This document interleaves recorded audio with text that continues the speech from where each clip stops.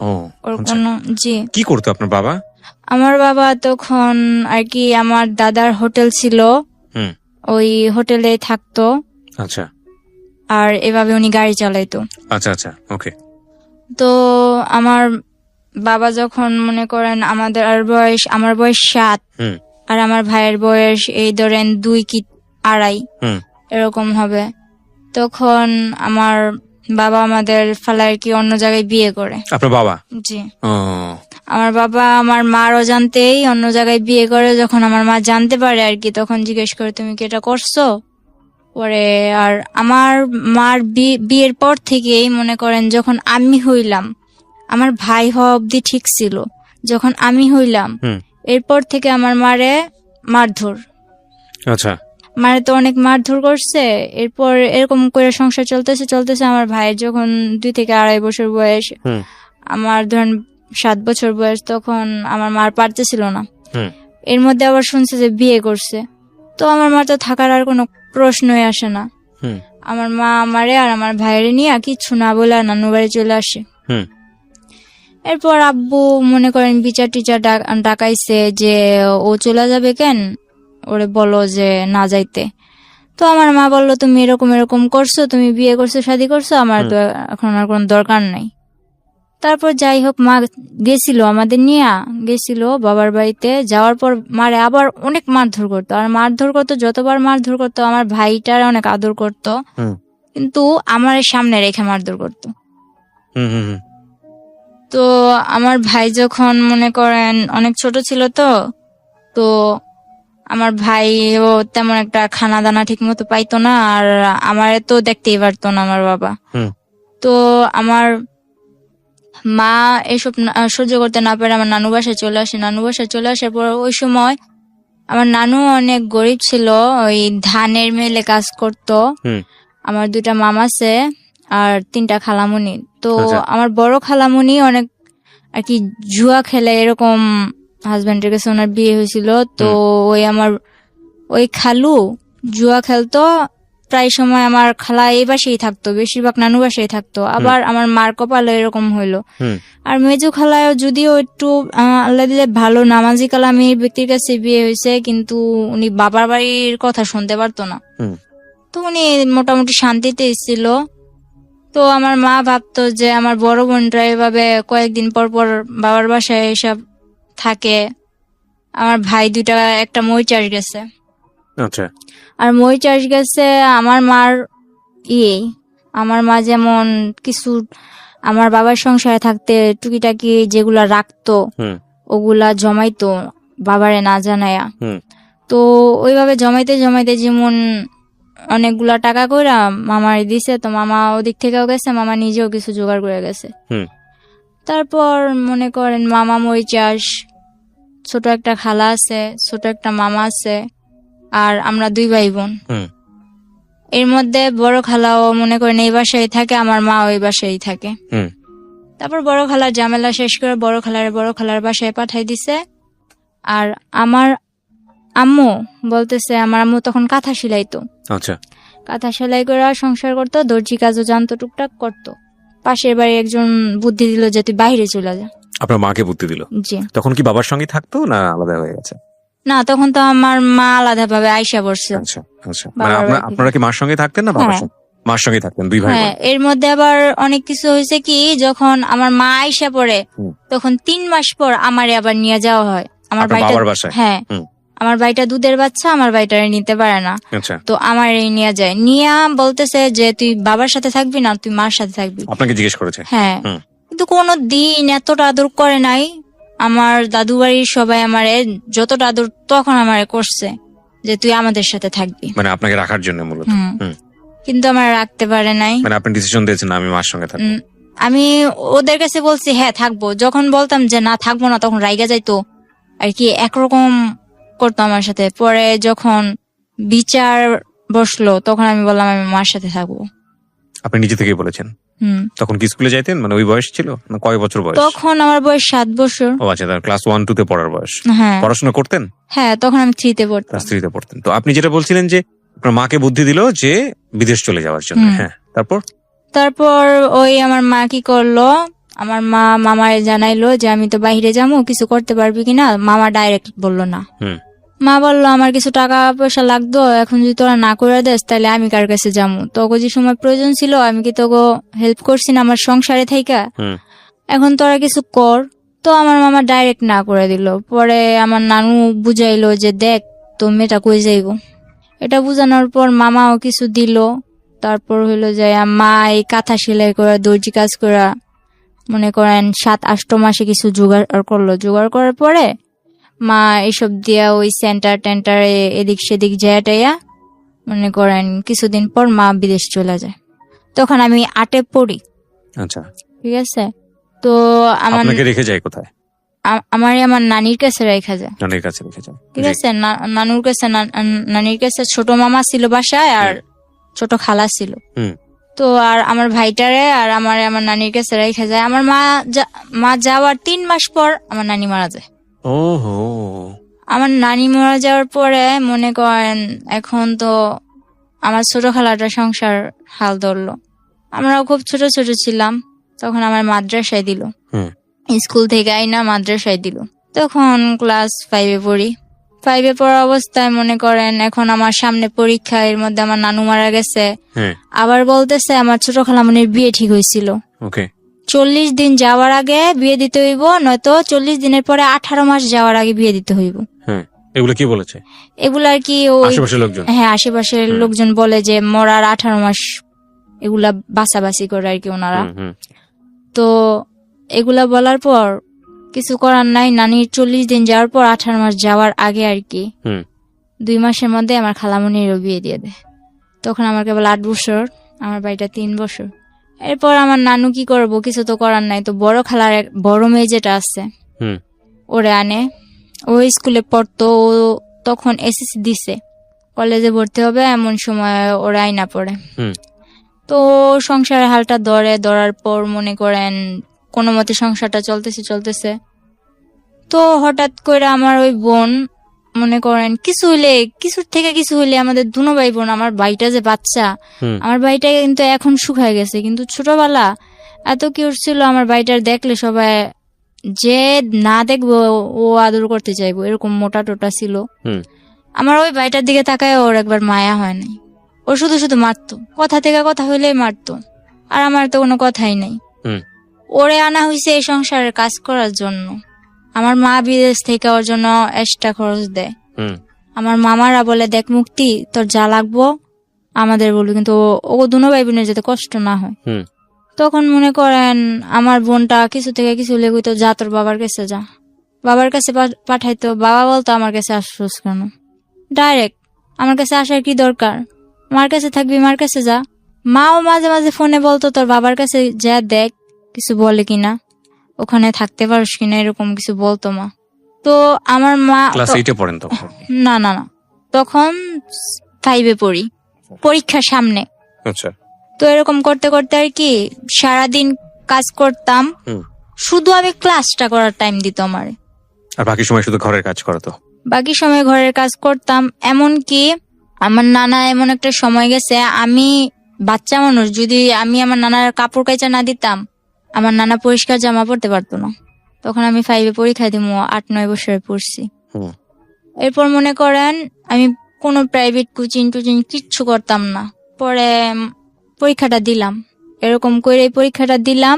এই সকালে উঠা কি আমি এত তাড়াতাড়ি কি থাল বাসন গুলো ধুইতে পারবো? ও রাত্রে 11টা বাজলো, আমি ঘরের মধ্যে পানি আইনা কলসের মধ্যে কইরা ঘরে পানি আইনা বোলের মধ্যে নিয়ে ওই থাল বাসন গুলা ধুয়ে রেখে যেতাম। এরকম একটা অবস্থা ছিল। আশেপাশের নানুরা কি করতো, আমার কাছে আমার কথা বলতো, আর ওই আমার খালাতো বোনের কাছে আমার খালাতো বোনের কথা বলতো। আমারে বুঝাইতো দেখ মুক্তি তোদের সাথে এরকম করে, মুক্তি ভালো না, এটা ওইটা এরকম ভাবে চলবি ওরকম ভাবে চলবি। আর মুক্তি আবার বুঝাইতো যে এই দুটার বাপের বাড়ির কাছে, বাপের কাছে পাঠাস না কেন, রাখছস কেন তোদের কাছে, এরকম করে কি হালডি মারতো। তো বাসার মধ্যে আমার প্রায় 14টা, আজ তো মিল্লা 14টা নানি, একজনে এক কথা বলতো। তো ওই সময় বাচ্চা মানুষ ছিলাম, তো মনটাও প্রায় নষ্ট হয়ে গেছিল। পরীক্ষাটা দিলাম ইনশাল্লাহ। ওর বোন একটা, আমার খালাতো বোন আরেকটা, মুক্তির ছোটটা আমার সাথে পরীক্ষা দিছে। ওর থেকে ভালো ভালো নম্বর পাইছি।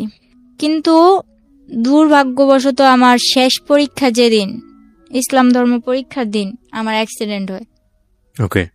যে অটো দিয়ে গেছি ওই পুরো অটোটা অ্যাক্সিডেন্ট হয়, কিন্তু আমার বেশি হয়। আমার ডান হাতের এই আঙুলটা ভাঙা যায়। ভাঙা যাওয়ার কারণে আমি সবটাতে ভালো পাইলেও ওই পরীক্ষাতে আমি কিছুই পাই নাই। তো বাসায় এগুলা নিয়ে অনেক কিছু হয়েছে, যে পরীক্ষায় ফেল গেছে, এটা গেছে, ওইটা গেছে। তো আমার মারে বলতো কি যে আমি আমার মার সাথে কথা বলতে চাই না। কিন্তু আমার মা যখন জিজ্ঞেস করতো যে আমার মেয়ের কাছে দে, ছেলের সাথে তো কথা বলেই, ও তো বাচ্চা মানুষ, ও কি বলবো। তো আমি তো বুঝি, এজন্য আমার সাথে কথা বলতে দেয় না। এরকম করে অনেকদিন গেল। যাওয়ার পর আমারে আলিটেক মাদ্রাসায় দেওয়া হইলো। মাদ্রাসায় থাইকা পড়মু। তো ওখানে থাইকা পড়তাম, কিছুদিন পড়ালেখা করলাম ওখানে থাইকা। তো ওখানে একটা ছেলে দেখতাম কি মাদ্রাসার বিল্ডিং এর কাজ করতো।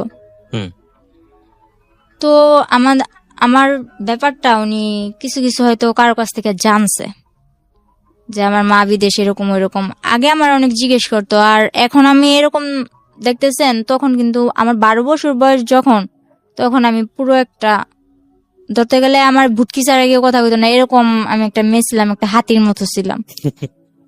ধরতে গেলে আমার হাতি বলতো সবাই, এরকম ছিলাম। টমেটো বলতো, অনেক সুন্দর ছিলাম। পরে বলতেছে কারোর কাছ থেকে এগুলো শুনছে, আমার ফ্যামিলির ব্যাপারে শুনছে। শোনার পর আমার একদিন বলতেছে মাদ্রাসা থেকে বের হওয়ার পর 1 সপ্তাহ পর ছুটি নিয়ে বাসায় আসবো। বলতেছে যে আমি তো তোমার ফ্যামিলির ব্যাপারে সবই জানি। কে বলছে এটা? ওই ছেলেটার সঙ্গে আপনার কথা হতো?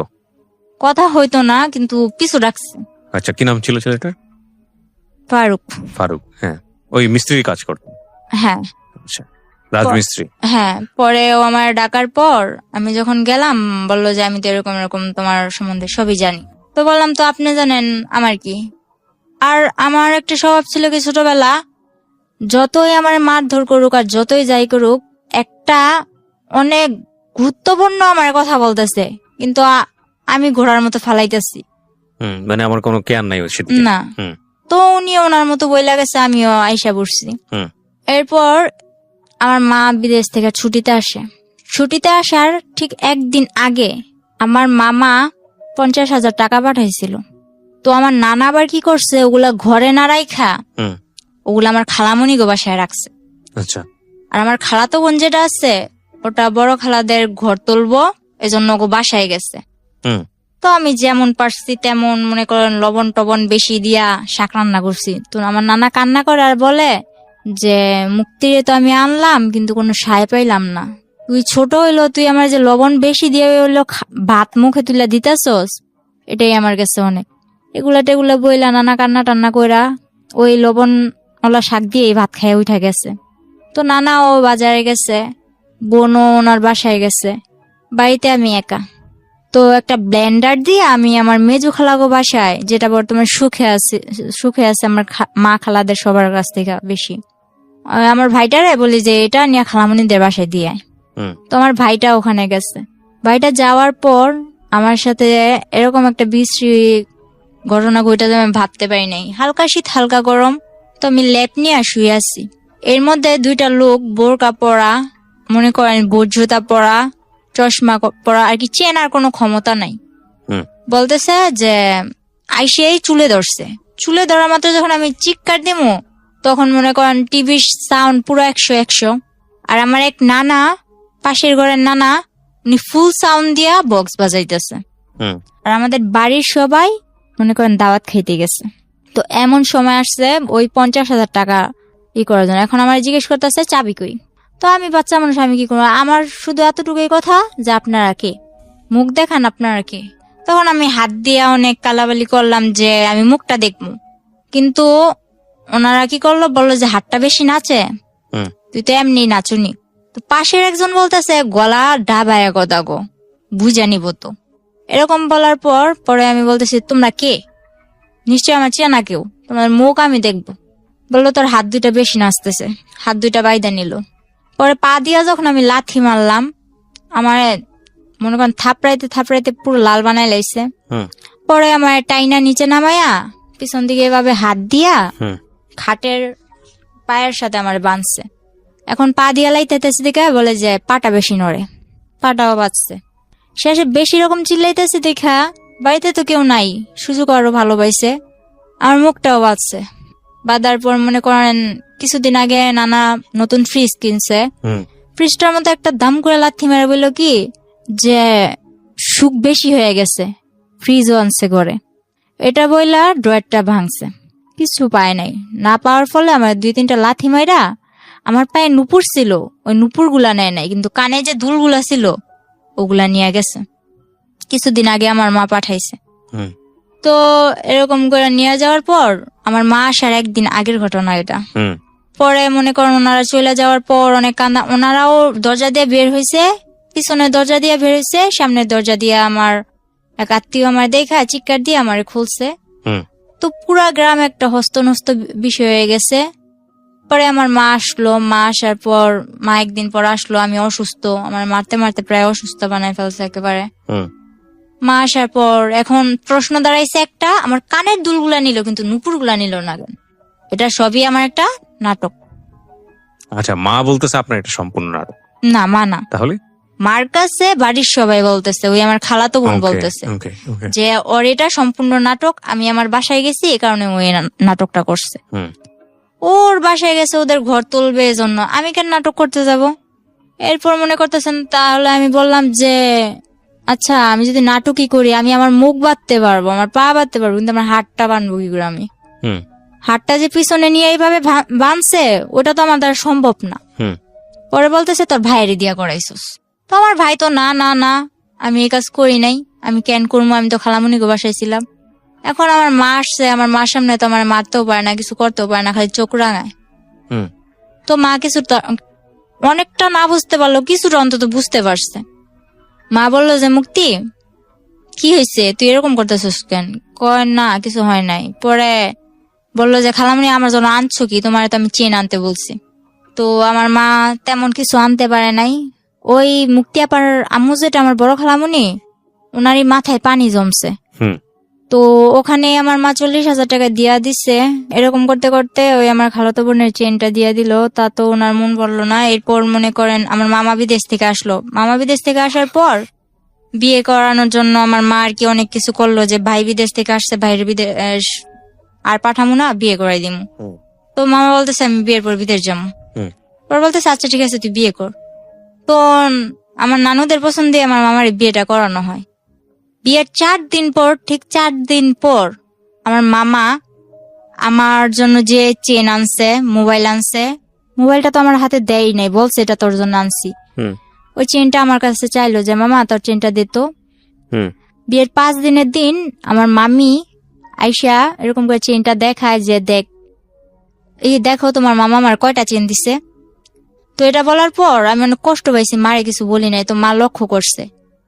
আর বিয়ের 5 দিন হয়েছে মাত্র, কিন্তু আমার মামি করতো কি, আমার মার নামে যেটা হয়েছে ওইটাও আমার মামার কাছে বলতো, যেটা না হয়েছে ওইটাও আমার মামার কাছে বলতো। তো বিয়ের 1 সপ্তাহ হয়েছে, 7 দিন। 7 দিনের দিন আমার মা বললো যে তুই তো চলে যাবি, তো আমি যে তোরে, আমার মা বাহিরে থাকা অবস্থায় আমার মামারে 12 লাখ টাকা দিছিল। ওই আমার মামা আর কি আফ্রিকা যাওয়ার পথে মনে করেন দালালেরা বিক্রি করে দিছিল। তো টাকাগুলা দেওয়ার পর আমার মা বলতেছে যে ওগুলার কি করবি। তো এগুলা নিয়ে ওনাদের ভাই বোনেদের মধ্যে কি কথা কাটাকাটি হয়েছে আমি জানি না। আমার মারে অনেক মারলো। তখন সন্ধে মারতে মারতে আমার মার ভিতরে শুধু সেমিস্টার ছিল। আপনার ভাই মানে আপনার মামা? আমার মামা, আমার মার ছোট। ঠিক আছে, তখন যখন আমার মার এই অবস্থা করছে, বাহিরে কিন্তু অনেক লোক, চেনা অচেনা অনেক লোক। আমি যখন আমার উন্নাটা আমার মার গায়ে দেই, তখন আমার মামা আমার দিকেও আকর্ষণ করে, হাত বাড়ায়। তখন আমার মা বলে যে দেখ তুই আমার যা যা করছস, আমার মেয়েটারে কিছু করিস না। এটা বলার পর আমার মামা একটা ইস্যু ধরলো কি, যে তোর মেয়ে তো ছেলেদের সাথে লাইন করে। তখন আমি বুঝতাম না কোনটা লাইন করা বলে আর কোনটা ফাইন করা বলে, এত কিছু বুঝতাম না। ছেলেদের বিষয়টা তখন আমার মাথায় ছিলই না।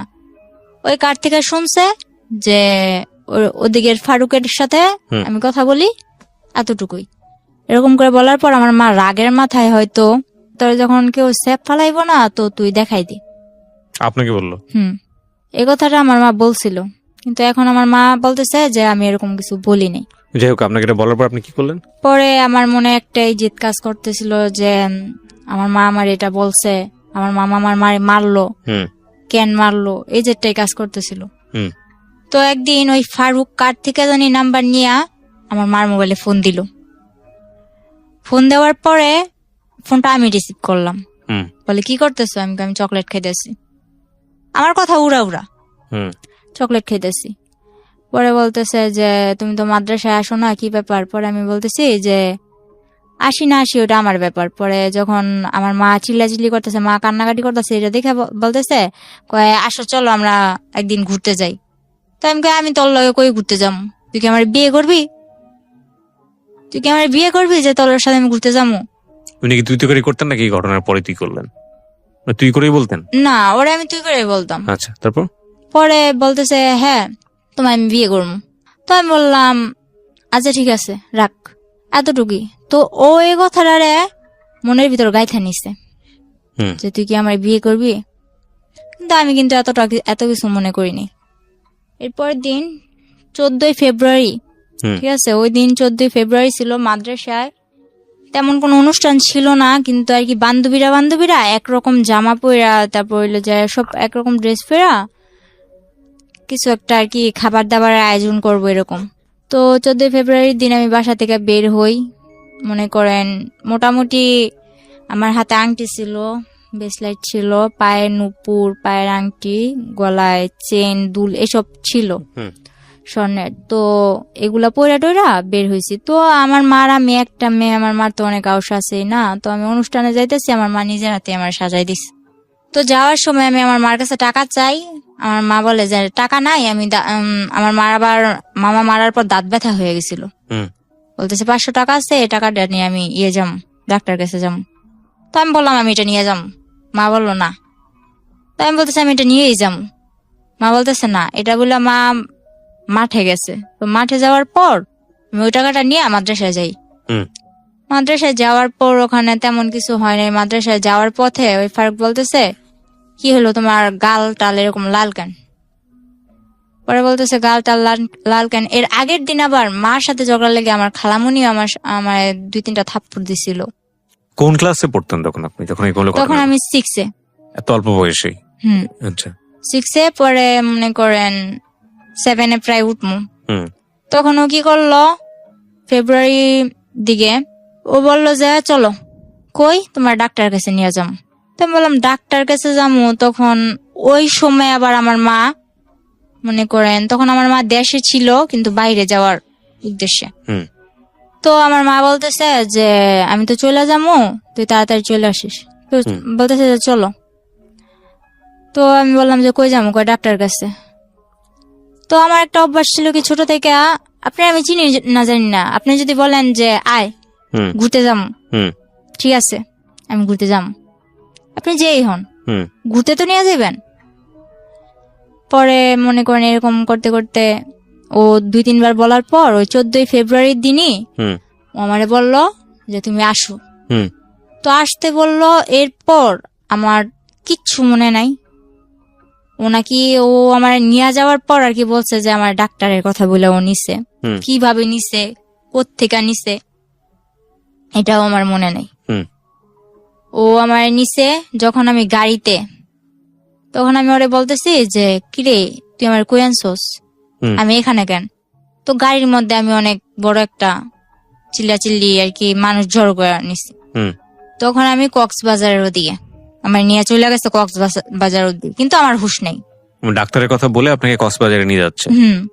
কিন্তু আমি যে গাড়িতে উঠছি এটাই তো আমার মনে নেই। কিছু একটা খাইয়েছে আপনাকে? কি করছে তাও আমি জানি না। আচ্ছা। পরে মনে করেন আমার যখন আমার সজ্ঞান আসে যে আমি ওর সাথে এত দূর কেন, বা রাত্র হয়ে যাইতেছে, আমার মা তো টেনশন করবো। তখন কিন্তু আমার হাতে একটা ফোন ছিল, কেউ জানতো না, আমার মাও জানতো না। তখন আমি FM শুনতাম। ওই ফোনটা কেউ জানতো না আমার কাছে যা আছে, এমনকি আমার মাও জানতো না। পরে ওই ফোনটা দিয়ে আমি গেমস খেলতাম, সিম টিম কিছু ছিল না। তো সিম টিম কিছু ছিল না, একটা মার সিম ছিল। মার সিম থাকাতে যে আমি মার থেকে নিছি যে মা এই সিমটা আমার দরকার, হুম কারণ সিম ছাড়া আমি এফএম শুনতে পারতেছি না। তো ফোনে এত কিছু বুঝি না, ওই এফএমটাই শুনি আর করি, গেমস খেলি। হুম এরপর ওই মোবাইলটা ছিল আমার সাথে, পরে বলতেছে তোমার সাথে মোবাইল আছে, মোবাইলটা দাও। হুম মনে করেন জোরাজুরি করে এক পর্যায়ে আমার থেকে ওই মোবাইলটাও নিয়ে নেয়। হুম পরে আমি যখন চিল্লাচিল্লি করে মানুষ জড়ো করি, তখন ওর বাসায় ফোন দিয়া কিভাবে কি ম্যানেজ করলো জানি না, ওর বাসার লোক বলল যে আমি ওর খালামনির মেয়ে, রাগ কইরা চলে আসছি ঢাকা, আমার নানু বাড়ি, রাগ কইরা চলে আসছি। এখন উনি আমার মা বলতেছে, ওর খালামনি বলতেছে যে ওর খালামনি আমার মা, ওর মা এখন বলতেছে যে আমার যাইতে দিতে। আমি একটু পাগলা টাইপের, আমার কিছু মনে থাকে না, তো আমার জিজ্ঞেস করতেছে তোমার বাড়ি কই। তখন আমি এটাও বলতে পারতেছি না যে আমার বাড়ি কই। মানে এটা কোথায় নিয়ে গেছে আপনাকে? এটা তখন কক্সবাজার। কক্সবাজার কার বাসায়? গাড়িতেই। ও গাড়ির মধ্যেই? হ্যাঁ, গাড়ির মধ্যে আমি চিল্লাচিল্লি শুরু করছি আমার কই নিয়ে আলি। আচ্ছা, ও গাড়ির লোকজন তোকে বলতেছে? আচ্ছা। পরে এক পর্যায়ে ওরে গাড়ির লোকগুলা ছেড়া দেয়। ছেড়া দেওয়ার পর চকরিয়া ওর খালাতো ভাই রুবেল ওর বাসায় নিয়া, মনে করেন আমার 2 ঘন্টাও রাখতে পারে না। আমার পাগলামানি দেখে কি আমি বাসায় যাবো, আমি বাসায় ফোন করবো। তখন তো আপনি জানতেন না যে আপনি কই যাচ্ছেন, কোথায় যাচ্ছেন? হ্যাঁ, তখন ওটা কোন জায়গায় এটাও জানতাম না, কিন্তু ওরা কি বলতেছে আমি কিছু বুঝতেছি না। আমি খালি হা করে তাকায় থাকতাম। তো এক পর্যায়ে ওর মামাতো ভাই আর মামাতো ভাইয়ের বউ আমার বুঝাইলো, দেখো সামনে ওই পুলিশ ক্যাম্প দেখছো, যদি এখন তুমি এমন করো তাইলে মনে করো বলবে যে তুমি কোত্থেকে আইসো না আইসো, তোমার এদিক থেকে ধরে নিয়ে যাইয়া ওদিকে অনেক মারপিট করবো। ও আমার কি করলো, এইসব বুঝাই টুজায়া বললো যে চলো আমরা বিয়ে করবো। তো আমি বললাম বিয়ে কয় কারে, আমি এসব বুঝি না, আমি বাসায় যাবো। আচ্ছা ঠিক আছে, তাহলে তুমি এক জায়গায় চলো, ওই জায়গা থেকে কাজ শেষ হইলে তুমি তোমার বাসায় যাইবা, আমি নিজে নিয়ে দিয়ে আসবো। তো এদিক দিয়ে আমার বাড়ির সবাই হয়রান, আমার মা ও বিদেশ টিদেশ যাওয়া বাদ, আমার মেয়ে কই। এদিক দিয়া মনে করেন আমার নানার ছোট ভাইয়ের ছেলে যারা আছে ওরা অনেক প্রভাবশালী, এলাকার মেম্বার চেয়ারম্যান, ওরাও মনে করেন কেস টেস কইরা মনে করেন একরকম অনেক কিছুই করছে আমার জন্য। পরে ওরে বলতেছে আমি বাসায় যাবো, এর মধ্যে আমার কিছুতেই বাসায় যেতে দিব না। পরে নিল কাজী অফিসে, তো আমি বুঝতে পারি নাই যে এটা কাজী অফিস। কয়েকটা লোক আসলো, ওর মা, ওর বাবা, ওর মামা, ওর আরো 2-1 জন আত্মীয় ওখানে সবাই উপস্থিত ছিল। তো আমার যে সময় বিয়ে হয় তখন কিন্তু আমি হাফ প্যান্ট পরি, এরকম অবস্থা। তো বিয়ে করে আপনাকে, জোর করে আপনাকে বিয়ে করে। আমি ওর খালাতো বোনের সাথে খেলি, ওখান থেকে ডাক দিয়ে আমারে মনে করেন ও আমারে বিয়ে করে, কিন্তু আমি বুঝতে পারি না ওরা কি বলতেছে, এটা তো আমি বুঝি না। তো সবাই মিলাদ পড়তেছে, আমিও মনে করেন মোনাজাত ধরে মিলাদ পড়তেছি। আমার মোনাজাত ধরতে গেল, আমি মোনাজাত ধরলাম, আলহামদুলিল্লাহ বলতে বললো, আমি আলহামদুলিল্লাহ বললাম, কবুল টবুল কিছু না, শুধু আলহামদুলিল্লাহ। এরপর সবাই মিষ্টি খাইতেছে, আমিও চাই মিষ্টি নিলাম, খাইলাম, কিন্তু এটা যে আমার বিয়ের মিষ্টি আমি জানি না। তো এর পরের দিন যখন মনে করেন ওরে আর আমার এক রুমে থাকতে দেয়, ওর খালাতো ভাইয়ের বউ, ওর মাও আমারে বুঝায়, তখন আমি বললাম মানে কি, আমি তো থাকবো না। এরপর আমার অনেক কান্নাকাটির পর আমি আমার বাসায় যাবো, আর কিছু জানি না, ব্যাস এতটুকুই। পুরো একটা বিশৃঙ্খলা করে লাইছি, পুরো পাগল বানাই লাইছি। পরে বললো যে ও তো তোমার বিয়ে করা স্বামী, এখন যদি তুমি এরকম করো তাহলে তো তোমার পুলিশে দেওয়া হইব, তুমি স্বেচ্ছায় বিয়ে করছো, এখন তুমি এরকম করতেছো। তো আমি বললাম আচ্ছা, আমি যতটুকু জানি বিয়ে করতে আমার বাবার নাম লাগবো, মার নাম লাগবো, এগুলা কোথায় পারলি? আমার তো বিয়ে করছোস, কিন্তু এগুলো কোথায় পাইলি? পরে দেখলাম কি একটা ভুয়া, তখন আমার বয়স কেবল 12, অথচ আমার বয়স দিছে 22-এর উপরে। একটা জন্ম নিবন্ধনের কার্ড বানাইছে, গ্রামের নাম যেমন আমার গ্রামের নাম কুলকেতচর, কিন্তু ওখানে কুলকেতচর, আলিটেক এরকম করে আর কি অনেক ভুল। একটা জন্ম নিবন্ধনের কাগজ বানায়া কাবিন কইরা 3 লাখ টাকা কাবিনে আমার বিয়ে করছে। 5 লাখ টাকা কাবিন, 3 লাখ টাকা উসুল, 2 লাখ টাকা বকে, এরকম ভাবে আমার বিয়ে করছে। বিয়ে করার পর আমি বললাম এসব তো আমি মানি না। পরে আমারে মনে করেন অনেক বুঝায় টুজায়া বললো যে কি করবা। তারপর বললো আচ্ছা তুমি ওর সাথে থাকো, থাকার পর কয়েকদিন পর তোমরা আবার তোমাকে বাসায় চলে যাইবা। আচ্ছা ঠিক আছে, ওর সাথে থাকলাম। মনে করেন ওর সাথে থাকার পর আমার প্রথম রাতেই মনে করেন আমি 1 সপ্তাহ হসপিটাল, আমার অবস্থা খারাপ। প্রথম যেদিন ওর সাথে এক ঘরে ছিলাম, তখনই মনে করেন আমি 1 সপ্তাহ হসপিটাল। তখন ওর মা বাবা কি করলো, বললো যে আচ্ছা ওই বাসায় থাকা লাগবো না, তোর বোনের বাসায় ওরে নিয়ে চলে যা। হুম। তো আমার ননাসের বাসাটা পাহাড় অঞ্চলে ছিল, ওখানে ছিলাম। থাকার পর ওখানেও কয়েকদিন থাকার পর আমার শ্বশুর বলল ঠিক আছে এবার আমি গ্রামের কিছু মানুষ জানাইয়া বউরে ঘরে তুলে নিয়ে আসি। তো এগুলা করার পর গ্রামের কেউ মানে না, যে ও না জানায় বিয়ে করছে, ও বউ ঘরে তুলতে পারবো না, এটা ওইটা। তো আমার শ্বশুর কেউ না জানাই আমার ঘরে তোলে, কেউ জানে না। পরে এক পর্যায়ে যখন আমার ঘরে তোলার পরে, আর এখন আমার শাশুড়িও মানতে পারে না। আমার ননদ যেটা, আমার 7টা ননাস, 5টা ননাস, 2টা ননদ, একটা ভাসুর। তো এরপর মনে করেন ওরা আমার মানে না। যখন ওরা কেউ না মানে তখন আমার শ্বশুর আর ও আমার অনেক সাপোর্ট করে। তো আমার বিয়ের 19 দিনের দিন ও আমার ফোন করতে দিছে আমার বাসায়। যখন আমি ফোন করছি তখন তো আমি দুনিয়া পেয়ে লইছি, এই বুঝি আমার নিয়ে যাইব। তো আমি ফোন করার পর যে ঠিকানা দেই, ওই ঠিকানা দেওয়ার পরে মনে করেন ওরা আমার ওই জায়গা থেকে আবার অন্য জায়গায় সরায় নেয়। ওরা অন্য জায়গায় ঠিকানা দিলে আবার ওই জায়গা থেকে আবার আরেক জায়গায় সরায় নেয়, এই অবস্থা। তো আমার বাড়ির লোক ওই চট্টগ্রাম পুরা ভাইজা খাইছে আমার জন্য, কিন্তু কিছু আমার খুঁজে পায় নাই। পরে এক পর্যায়ে আমার বাড়ির লোক বলতেছে তুই তো মিথ্যা কথা বলস, তুই তো মিথ্যা বলছস, তুই চট্টগ্রাম নাই, তুই অন্য জায়গায় আসছস। পরে আমার বাড়ির লোকের আর বুঝাইতে পারলাম না, সবাই এক পর্যায়ে, আর আমার গ্রাম এমনকি আমার মাও জানে যে আমি প্রেম কইরা লাইন কইরা চলে গেছি। ওই যে ঝগড়া হয়েছে, মামাই কথা বলছে, ওই মামার কথা ধরে আমি প্রেম করছি, প্রেম করে চলে গেছি। সবাই যখন জানে আমি প্রেম করে চলে গেছি, সবাই আমার কথা এই কথাটা বলে, তো মাইনা নিলাম, আচ্ছা যাও আমি প্রেম করে বিয়ে করছি, এখন কি করবো বলো। পরে এর মধ্যে জানি যে বুঝতে পারলাম আর কি আমার শরীরটা বেশি একটা ভালো না, কিছু খেয়ে পেটে রাখতে পারি না, আর মাথাও ঠিক মতো উঠাইতে পারি না। তো পরে শুনলাম যে আমি প্রেগনেন্ট। তখন তো মনে করেন আমার উপর আসমান জমিন কিভাবে ভাঙ্গা পড়ে, এরকম একটা অবস্থা। এরপরে ওরে বললাম, ওরে বলার পর ওর মা আর ওদের বাসায় নিয়া চালের বস্তার উপরে ফেলায় আমার মায়ের এই বাচ্চা নষ্টই করতে হইব, নষ্ট করতে হইব মানে নষ্ট করতে হইব। আমার এক বান্ধবী বললো, ওর সাথে আমি ফোনে যোগাযোগ করলাম। কত বয়স ছিল তখন বাচ্চাটার? তখন আমার বয়স ছিল, বাচ্চাটার বয়স 2 মাস। তারপর পরে মনে করেন আমার বান্ধবী বললো যে বাচ্চাটা নষ্ট করিস না, সবকিছুর দায় দিতে পারবি আল্লাহর কাছে। ফারুক তখন কি করতো? তখন ও হোটেল চালাইতো। ইন দ্য মিন টাইম কি আপনার বাড়ির সঙ্গে যোগাযোগ হয়েছে, কথাবার্তা হয়েছে? হ্যাঁ হয়েছে। মেনে নিয়েছে বাড়ি থেকে? আমার বাড়ি থেকে তো কেউ মাইনা নেয় না, আমার বাড়িতে কোন শুধু ক্লাসে পড়তেন তখন আপনি? তখন আমি ক্লাস 7-এ।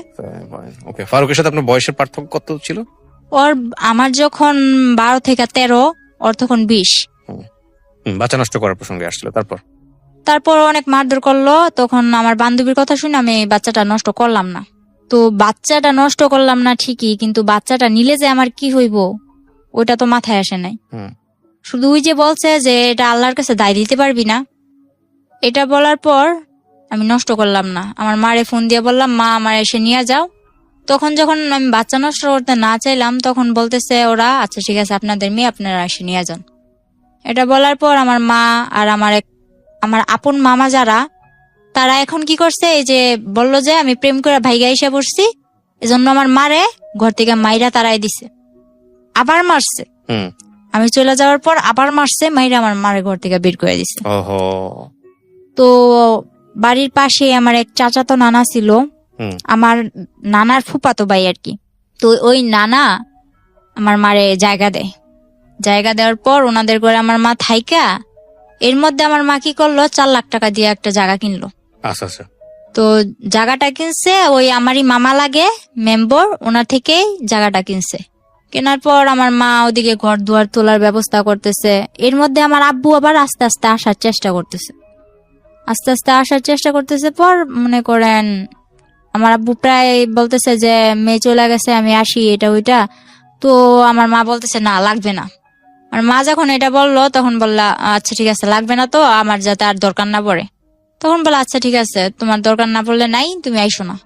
পরে আমার মামা মনে করেন মারে মারধর করে বাড়িতে করে দেওয়ার পরে মা ওই মামাদের ওই নানাদের বাসায় উঠা জায়গা কিনলো, ঘর দুয়ার তুলতেছে। ঘর যখন উঠাবে এখনো ঘরের কিছুই করে নাই, শুধু চালটা দিছে। ওই সময় আমি ফোন দিয়া বলতেছি আমার এসে নিয়ে যাও। তখন আমার নিয়ে আসে, নিয়ে আসার পর বলতেছে যে ওখানে যাইয়া আমার শ্বশুর শাশুড়ি বললো যে আমার মেয়ের যে স্বর্ণ গয়নাগুলা পরানো ছিল ওগুলা কই। তখন ওগুলা তো সম্ভবত আমার শাশুড়ি নিচ্ছে। তো আমার শাশুড়ি নিচ্ছে, আমি বললাম যে আমার শাশুড়ির কাছে। তো আমার শাশুড়ি বললো কই, আমার কাছে এগুলো কিছুই দেয়নি। মা আমার নিয়ে এসে পরে, মা নিয়ে এসে ওই রাইতে আমার বলতেছে, যখন বুঝতে পারলো যে আমার কিছু একটা অন্যরকম, তখন বলল তুই বাচ্চাটা নষ্ট করে ফেল। বললাম যে আমার যে বাবু হইব তুমি জানলা কি করে? কয় আমি বুঝতে পারি, আমি তোর মা, তোর থেকে আমি হই না, আমার থেকে তুই হইছস। পরে মাও বললো এই কথা। মা এই কথা বলার পর আমি ফারুকরে কল দিলাম। কল দিয়া এক রাইতে বললাম এখন এসে আমার নিয়ে যান, আমি ভাড়া বাসায় থাকবো, কিন্তু আমি বাচ্চাটা নষ্ট করবো না। বিয়ে তো মানুষের বারবার হয় না। তো আমার বিয়ে যখন হয়েই গেছে আর সবাই জানে যে আমি প্রেম করে বিয়ে করছি, ভাইগা যায় বিয়ে করছি, তো সবাই যেটা জানে জানুক, কিন্তু আমি বাচ্চাটা নষ্ট করবো না। আপনি আমার বিয়ে করছেন, এটা আপনার বাচ্চা, আপনি এসে আমার নিয়ে যান। ডিটারমিন ছিলেন একদম। তো তখন আমার বয়স অল্প ছিল। আমার মা কি করলো, যেদিন ফারুক আসলো এর পরের দিনই কিন্তু ফারুক চট্টগ্রাম থেকে রওনা দিছে। আসার পর আমার নিতে আসছে ওর এক বন্ধুরে নিয়ে। নিতে আসার পর মা কি করলো, কিছু আয়োজন করে ওরেও খাওয়াইলো, বললো যে তুমি চলে যাও, আমার মেয়ে তো দিব না। তখন আমি বললাম যে আমি চলে যাম। তখন মা কি করলো, বাচ্চাটা নষ্ট করার জন্য আমারে পিল খাওয়াইলো। আমার গরম পানি করে খাওয়াইতে চাইছে অনেক জোরাজুরি করে, তো আমি গরম পানি করে খাই নাই। তারপর যখন এক পর্যায়ে আমার সাথে ধস্তাধস্তি করতেছে, পরে বললাম আচ্ছা খাবো, কিন্তু আমার ঠান্ডা পানি দিয়ে খাও। কিন্তু তখন আমি জানতাম না গরম পানি দিয়ে খেলে কি হয়, ঠান্ডা পানি দিয়ে খেলে কি হয়। কিন্তু আমি গরম পানি খামো না, তো আমার ঠান্ডা পানি দিয়ে খাও। ঠান্ডা পানি দিয়ে খাওয়াইলো, কিছু হইলো না। তো ওই রাতটা থেকে পরের রাত্রে আমরা আবার বাসে উঠলাম, শ্বশুর বাড়িতে যাই হোক শ্বশুর বাড়িতেই থাকবো। তো গেলাম, যাওয়ার পর ওখানে মনে করেন 3-4 মাস ভালোই কাটলো। কিন্তু আমার শ্বশুর বাড়িতে আমি ছোট অক্ষে সংসারের হাল ধরেন সবটাই ধরছি। সারাক্ষণ গরুর গোয়ালে পড়ে আছি, 4-5টা গরু পালতেছি, মুরগি তো মনে করেন খোয়ার ভর্তি মুরগি, হাঁস, গরু, ছাগল সবকিছু করতেছি। তো এর মধ্যে করলো কি, আমি বললাম যে আমি পড়বো, আমি পড়ালেখা করতে চাই। এ কথাটা আজও পর্যন্ত কেউ জানে না, এই যে আজকে আমি বললাম। আমার মা হয়তো শুনতেছে, আমার মাও জানে না। ও আমার এই স্কুলেও ভর্তি করাইছে, ঠিক আছে, ওর বোনের সাথে আমার স্কুলেও ভর্তি করাইছে। তো স্কুলে ভর্তি করানোর পর ওখানে আমি ঠিকমতো ক্লাস করতে যাইতে পারতাম না, যেহেতু আমার বাড়িতে সংসারে কাজ করা লাগতো। আমি রান্না বান্না করতাম, রান্না বান্না করে গরুর কাজ করতাম, সংসারের যাবতীয় যা কাজ করে যদি সময় পাইতাম তাইলে আমি ক্লাস করতে যাইতে পারতাম। তো ওই সুখটা আমার কপালে বেশি দিন সয় নাই। মনে করেন কিছুদিন পর এই কাজ নিয়ে একটা ঝগড়া হইলো আমার ননদের মধ্যে। আর আমার ননদ অনেক ছেলেদের সাথে মনে করেন ফোনে কথা বলতো, আবার টেসবুক এসব চালাইতো। তো ছেলেদের সাথে ওর অনেক ঘনিষ্ঠতা ছিল। পরে ও দোষ করতো, কিন্তু দোষগুলো আমার উপরে চাপাই দিত। আমার হাতে মোবাইল দিছিল, তখন ফারুক আমার হাতে একটা মোবাইল দিছে, ও বাহিরে থাকলে আমার ফোন টোন দিত। তো কিন্তু আমি মোবাইলের কিছু বুঝতাম না। তো আমি বললাম কি যে তুমি যে আমার দোষটা পাও, তুমি পাইছো কি? যখন আমি একটু কড়া ভাবে আমার ননদের আমি ধরলাম, তখন আমার ননদ আমার মারলো। ননদ আর শাশুড়ি মিলে দুইজনই মারলো। এদিক দিয়ে আমি কিছু খাইতে লইতে পারি না, শুকায় কাঠ হয়ে যাইতেছি। আমার তখন 5-6 মাস হয়ে গেছে, বাবু হবে কাছে আইছে ডেট। এর মধ্যে ওরা মানে মারধর করে আর কি, সহ্য করতে পারছিলাম না। পরে এর মধ্যে আমার ফুফাতো বোন যেটা আছে, এটা আমার জামাইয়ের সাথে মনে করেন যোগাযোগ করা শুরু করলো। আমার ফুফাতো বোন, আমার বাবার সাথে আমাদের কোনো পরিচয় নাই, কিন্তু আমার ফুফাতো বোন যোগাযোগ করে। পরে কি করলাম, মারে বললাম মা আমি বাসায় চলে যাম। পরে ফারুক আইসা আমার যে সময় আমার 4 মাস শেষ, 5 মাসে পড়বো, এমন সময় ফারুকে আবার আমার বাসায় দিয়া যায়। এই দিয়া যাওয়া, আর কোনো খবর পাত্তা কিচ্ছু নাই। আমার বাবু হওয়া অবধি, আমি আমার বাবু হওয়ার 3 মাস পর শ্বশুর বাড়ি গেছি, এ অবধি না 2 টাকা খরচ, না আমার কেউ দেখতে আসা, না কোনো কিছু। মা তো মনে করেন একদম আমারে একটার পর একটা খোঁটা দিয়েই যাইতেছে। সবাই দেয়, প্রেম করে বিয়ে করছো, এখন কি লেগে এরকম হেলা করবো? তো প্রেম করে বিয়ে করছি না কি করে বিয়ে করছি ওটা তো তোমরা কইলেও বিশ্বাস করতেছো না। তো যা কর ওনারা ওনাকে মতো কয়া যায়, আমিও আমার মতো শুনি। তো ফারুকরে বললাম যে এবার কি করবা, আমার তো তোমরা কেউ দেখতে আসো না, আমি কি করবো বলো, আমি কি জবাব দিব? তো এক পর্যায়ে ও বললো যে তোমার কিছু জবাব দেওয়া লাগবো না বাবু, আমি আসমু। হুম। তো হঠাৎ করে একদিন বললো আসবো, ঠিক আছে ও আসলো। ও যেদিন আসলো তখন ওই দিনই আমার বাবু হইব। তো ওই দিন আমার ডেলিভারি হইলো। ডেলিভারি হওয়ার পর ও আমার মার হাতে, আমার ডেলিভারি হওয়ার সময় প্রায় খরচ গেছিল 12-13 হাজার টাকা, কিন্তু ও আমার মার হাতে খরচ দিল মাত্র 2,000 টাকা দিয়া। পরে বলতেছে যে আমি এবার আমার বাসায় যাওয়া লাগবো। শুধু মেয়েটার মুখ একবার দেখা, বাসায় আনার পর ও মেয়েটার মুখ দেখা ও বলে এবার আমার বাসায় যাওয়া লাগবো। তো ঠিক আছে, ও বাসায় গেল। বাসায় যাওয়ার পর আমার বলতেছে যে মিষ্টির জন্য টাকা পাঠাও, বাবু হয়েছে মিষ্টির জন্য টাকা পাঠাও। তো মা বলতেছে তাহলে তুমি যখন মিষ্টির জন্য টাকা চাইতে পারো তাহলে তোমাকে ওই দিক থেকে ও তো মিষ্টির জন্য টাকা পাঠাইবো। তো ওগুলা দাও। মা বললো যে তো ওগুলা দাও, বলে না আপনি পাঠান। তারপর মা বলতেছে তুমি যেগুলা দিয়ে পাঠাইবা বিকাশে পাঠানোর দরকার নাই, তুমি ওগুলা দিয়ে ওদিকে দিয়ে দাও, আর তুমি যেগুলা দিতা ওগুলা আমি আমার এদিক থেকে এগুলা দিয়ে মিটমাট করে দিই। এগুলা বলার পর মার মধ্যে ওর মধ্যে অনেক কথা কাটাকাটি হয়েছে। আমার বাবুর যখন 3 মাস বয়স, পরে ও আসলো 2 কেজি মিষ্টি নিয়ে ওর বাবারে নিয়ে আসছে, অথচ আমার বাড়ি থেকে ওরে 20 কেজি মিষ্টির দাম পাঠানো হয়েছে। পরে ওর বাবা নিয়ে 2 কেজি মিষ্টি নিয়ে আসছে। আর ভালো কথা, আমার মা যা আপ্যায়ন করা লাগে করছে। করার পর আমারে আর আমার বাবুরে ওদের কাছে দিয়ে দিছে যা লাগে, মনে করেন দোলনা থেকে শুরু করে আমার বাবুর যা লাগে, আমার যা লাগে আপনার সামনে দিয়েছে? হ্যাঁ হ্যাঁ।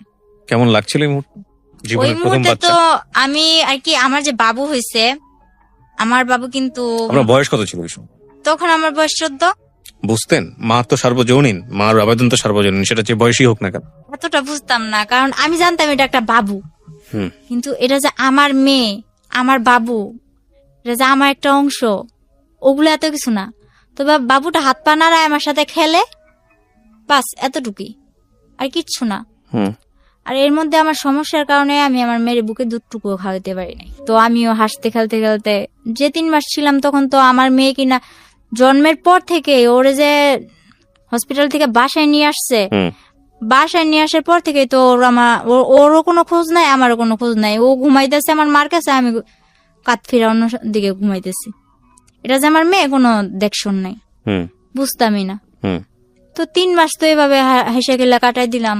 ওখানে যায় যে আমার জন্য কি অপেক্ষা করতেছে ওটা তো আমার এত কিছু মাথায় ছিল না। বললাম হ্যাঁ শ্বশুর বাড়ি যামু, মেয়ে হয়েছে শ্বশুর বাড়ি যামু। তো গেলাম, আমার মা একেবারে সুষ্টা অব্দি আমার দিয়ে দিল যা লাগবো। আমার জন্য ট্যাং, আমার মেয়ের জন্য ওই 7 মাস অব্দি যা খাবার লাগবো আমার মেয়ের সব খাবার আমার মা, দুধের ডিবি টিবি যা লাগে সব কিনা দিছে। ওই বাড়িতে যখন পাটা রাখছি, রাখা মাত্র আমার শাশুড়ি কি করলো, কি আনছে পর যা নিছি আর কি, শুধু দোলনাটা ঘরের মধ্যে ঝুলাই দিছে, এবিনে আর একটা সুতাও আমি চোখে দেখিনি। আমার মা 22,000 টাকা খরচ করে আমার মার গলার চেন বিক্রি করে আমারে এত সবকিছু কিনাকিটা দিল। কিন্তু আমার মার চেন বিক্রি করার মূল্য রইল কি, আমি তো কিছুই পাইলাম না যাইয়া, শুধু দোলনাটা ঝুলাই দিছে মাঝোটে। পরে আমার মেয়েটারে আমি তবু অনেক চেষ্টা করছি, একটু মা বলছে যে বুকে দুধ খাওয়ানোর ছুতা দিয়া তুই একটু রেস্ট নিতে পারবি, আরামে থাকতে পারবি। তো যখন আমি বলতাম যে আমার বাবুরে দুধ খাওয়াইতে হইব, তখন বলতো না দুধ খাওয়াইতে হইব না। ওনারা তখন আমার মেয়ে কি খাইতো, ল্যাকটোজেন 2 না 3 খাইতো এরকম আর কি। ওইসব দুধের ডিবি টিবি নিয়া ওনাদের কাছে তো ওগুলা কবজা। আমার মেয়ের কি দিত, সাগুদানা আছে না, সাগুদানা ভিজায় রাখতাম পানি দেয়া, পরের দিন সকালবেলা উঠে ওগুলা জাল দিয়া সারাদিন খাওয়াইতাম। আর আমি সারাদিন থাকতাম মাঠে।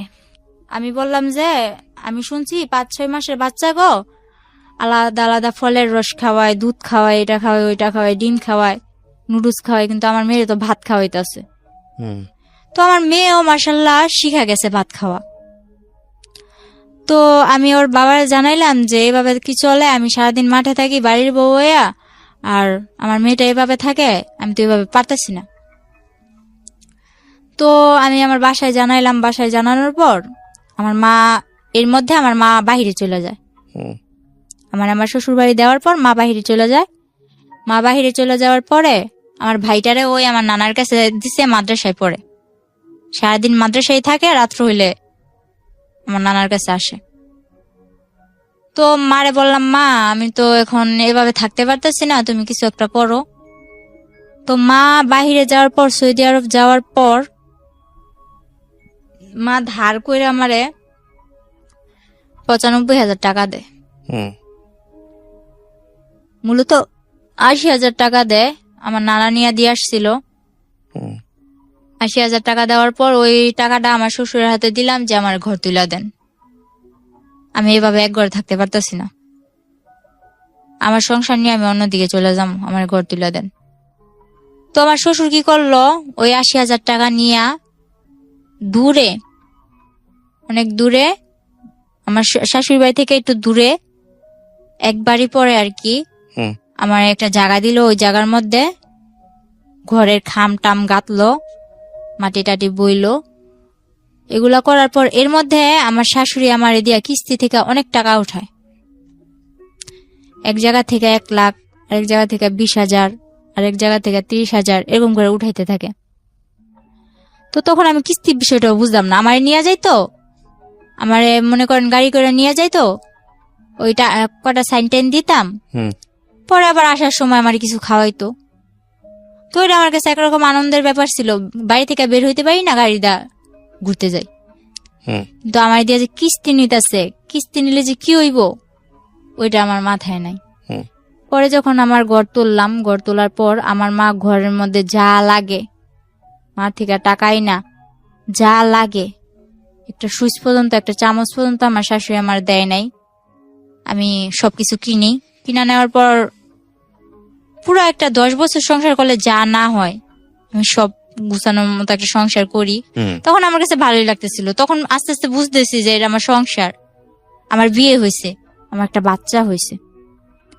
এর মধ্যে আমার ফুফাতো বোন যেটা আছে, ও ফেসবুকে ফেক আইডি খুইলা, ছেলেদের নামে আইডি খুইলা, হুম আমার হাজবেন্ডরে জানাইলো কি যে আমি তো মিমরে ভালোবাসি, ওর সাথে আমার রিলেশন ছিল, এখন তো আমরা পালাই যাম। হুম তো ফারুক তো আমি বলতে পাগল ছিল। এটা যখন বললো আমার ফুফাতো বোন, তখন তো ও পুরা রাগ আমার উপর, কিন্তু আমারে বলে না। এরপরে কি করলো, ও আমি যখন জিজ্ঞেস করলাম, এরপর বলে যে দেখ কি বলে এগুলা। হুম তো তখন আমি আর কি টুকটাক ওই বাংলায় যে ইংলিশ গুলা লেখে না ও, আমি ফটর ফটর বলে দিতাম। ও যে চ্যাটিং করে না, এগুলো আমি ফটর ফটর বলে দিতাম, তুমি এটা লিখতেছো, এটা লিখতেছো। কিন্তু আমি মোবাইল সম্বন্ধে কিছু বুঝতাম না, ও মেসেঞ্জারে চ্যাট করতো, আমি বলতাম। তো আমার বলতো তুই তো সবই পারস, দেখা যায়, আয় তোরে বুঝাই, এই যে মেসেঞ্জারে এই লোকটা তোরে এই যে এরকম ভাবে বলতেছে, তোর সাথে আগে রিলেশন ছিল, এখন তোরা পালাই যাবি, তো ওর সাথে যোগাযোগ, তোর হাতের মোবাইলটা আমার দিয়ে লাবি, আর কেউ যোগাযোগ রাখতে পারবি না। আচ্ছা হাতের মোবাইল নিয়ে নাও, মাই যদি ফোন দেয় এই মুহূর্তেই তো দিব, হুম আমার মাই বিদেশ থেকে একটু ফোন দিব, আমি তোমার লগে একটু আমার মার লগে একটু কথা গুম, আর তো কিছু না। তো মোবাইল আমি দিয়ে দিছি। এরপর ওই ফেক আইডি দিয়ে আমার ফুফাতো বোন কথা বলতে বলতে এক পর্যায়ে আমি বলি আচ্ছা ফোন দিতে বলো ওরে। তো আমার ফুফাতো বোন কারে ম্যানেজ করছে জানি না, একটা ছেলে দিয়া ফোন করাইছে। হুম ওই মুহূর্তে ফোন করানোর পর আমার ফুফাতো বোন যাই অশান্তি লাগাইছে, লাগানোর পর আমারে মারধর করে আমার বাসায় দিয়া যায়, আচ্ছা অনেক মারধর কইরা। তখন আমার মনে করেন এরকম অবস্থা করছে, আমার বাচ্চাটা ছোট ছিল, ও পাটা আছে না, শিল পাটা, হুম আমি খাটের নিচে বসে রয়েছি, ও খাটের উপর দাঁড়ায় ওই পাটা আমার মাথায় ছেড়ে দিচ্ছিলাম। 7 দিন অব্দি আইসিইউতে ছিলাম। ওহো। আর ও যদি মারতো তাহলে বেশিরভাগ মাথায় মারতো, আর যে জায়গায় আমি কারোর কাছে বলতে পারবো না ওই জায়গায় মারতো। বলতো যে তুই যখন আমার হবি না, কার জীবনে আমি তোর যাইতে দিব না, এরকম করে আমার মারতো। তো এক পর্যায়ে আমি 7 দিন আইসিইউ থেকে আসার পর আমি এখনো বলি নাই যে আমি 7 দিন অব্দি আইসিইউতে ছিলাম। হুম কারণ আমার মা অনেক কষ্ট পাইবো। পরে আমার বাসায় দিয়া যায়, আমার মেয়ে সহ দিয়া যাওয়ার পর আমার ভাইটারে নিয়ে আমি থাকি। এদিকে আমি বাসায় এসে দেখি আমার ভাই, ছোট ভাইরে আমার ভাইয়ের হাড় নিয়ে হইছে। হুম হাড় নিয়ে হওয়ার পর আমার ভাই বয়স অনুযায়ী বিছনায় প্রস্রাব করে দেয়। হুম আমার বাবা, যে বাবার সাথে আমার মার কোনো যোগাযোগ নাই, আমার ভাইয়ের এই রোগটার জন্য প্রথমত আমার বড় খালারে টাকা দিছে 40,000 ওর চিকিৎসা করতে। বড় খালাই করে নাই। মেজু খালাও ছিল, ও ওনাদের বাসায় গেলে ভালো মন্দ কিছু খাওয়াই দিত আমার ভাইটারে, ব্যাস এতটুকু। আর ছোট খালারে বিয়া দিছে, ছোট খালায় তেমন একটা আমাকে করে না। বড় মামার বউ আইছে, বড় মামায় তো বউর কথায় ওঠে আর বসে। নানার কাছে ও টাকা দিছে, নানাও চিকিৎসা করে নাই। হুম শেষে না পাইরা আব্বুরে মায় কল দিছে, নাম্বার জোগাড় কইরা কল দিয়ে বলতেছে যে আমার ছেলে অসুস্থ, আমার ছেলের চিকিৎসা করো। আব্বুরেও টাকা দিছে মায়, মোটা অঙ্কের টাকা দিছে সবাইরেই, কিন্তু কেউ চিকিৎসাটা করে নাই। আমি যখন চলে আসার পর আমার মা আমার হাতে কিন্তু টাকা দেয় নাই। হুম। ওই মাসে যা লাগবো, ওই বললাম না যে আমার একটা মামা মেম্বার ছিল, ওনার কাছ থেকে মাসে 2,000 টাকা আনতাম, মনে করেন মোবাইল খরচ, তারপর হইলো যাইয়া এভাবে কিছু টুকটাক খাইতে মন চাইলে এসবের জন্য। আর বাজার যা করা লাগতো বাজারে ফোন দিয়ে কয়ে দিতাম যে রসুন নম্বর এগুলো পাঠাইতে কইছে, ওনারা পাঠাই দিত। মাঝে মাঝে আমি যাইয়া নিয়ে আসতাম। তো এর মধ্যে আমার বাড়িতে একটা উঠলো কি যে এই মেয়ে কেন এই বাড়িতে থাকবে, ও তো ভাইগা চলে গেছে। হুম তো আমি যা করি ওই মেম্বরের জানাই করি, মেম্বরের কথা ছাড়া আমি উঠি বসি না। কিন্তু গ্রামের মানুষ আমার নামে আজে বাজে কথা বলা শুরু করলো। তো আমার ওই যে বললাম না এর আগে আমার একটা রোগ হয়েছে, ওই রোগটা আবার দেখা দিচ্ছে। আমার বাবু হওয়ার 1 বছর পর আবার দেখা দিল। হুম দেখা দেওয়ার পর ওই রোগটা নিয়ে আমি অনেক দৌড়াদৌড়ি করতেছি, কবিরাজ বাড়ি, ডাক্তার কাছে, নারায়ণগঞ্জ ডাক্তার, ঢাকারা এসে দৌড়াদৌড়ি করতেছি। তো তখন আমার মেয়েটারে আমার ছোট ভাই রাখতো, হুম আমি একা একা দৌড়াদৌড়ি করতাম।